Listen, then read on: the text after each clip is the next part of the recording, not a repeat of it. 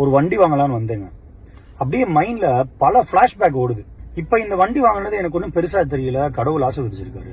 ஆனா கொஞ்சம் வருஷத்துக்கு முன்னாடி கடன்னால நான் வச்சிருந்த வண்டிய புடுங்கிட்டு போயிட்டாங்க.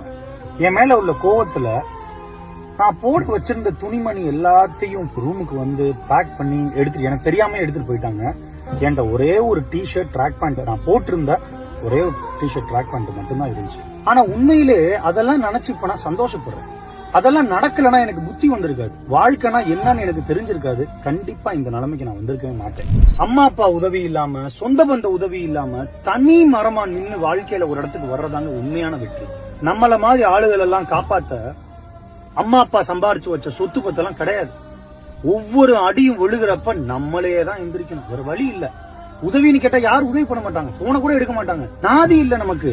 ஆனா ஒண்ணு மட்டும் சொல்றேங்க, உங்களுக்குன்னு உண்டான நேரம் கண்டிப்பா வரும். அந்த காலத்தை அடையிறதுக்குள்ள மனசை மட்டும் விட்டுறாதீங்க. மனசை மட்டும் விட்டு ஏதாவது பண்ணிக்காதீங்க. ஏன்னா நான் அந்த நிலைமையில தான் இருந்தேன். நான் மனசை விட்டு இருந்தா